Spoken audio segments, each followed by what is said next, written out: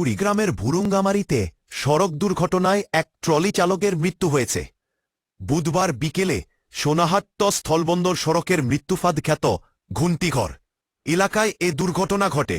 ৪০ বছর বয়সী নিহত ট্রলি চালকের নাম মজিবর রহমান। নিহত মজিবর উপজেলার বাগভান্ডার গ্রামের আফসার উদ্দিনের ছেলে বলে জানা গেছে। প্রত্যক্ষদর্শীরা জানান, সোনাহাট্ট স্থলবন্দর থেকে পাথর ভর্তি ৩ চাকার একটি দ্রুতগামী ট্রলি বিপরীত দিক থেকে আসা একটি মোটরসাইকেলকে সাইড দিতে গেলে উল্টে যায়।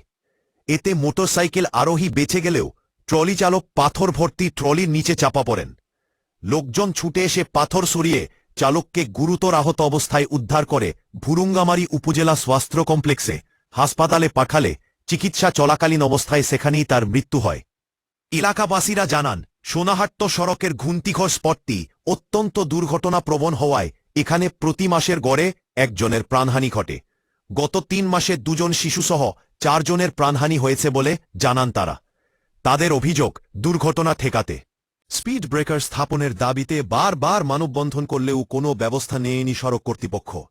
এ সময় সড়কে প্রাণ বাঁচাতে অনতিবিলম্বে প্রয়োজনীয় ব্যবস্থা গ্রহণের দাবি জানান তারা। ভুরুঙ্গামারী থানার ওসি আল হেলাল মাহমুদ জানান, নিহতের পরিবার থেকে কোনো অভিযোগ না থাকায় লাশ দাফনের অনুমতি দেওয়া হয়েছে। মাইদুল ইসলাম মুকুল, মাসান টিভি, ভুরুঙ্গামারী, কুড়িগ্রাম।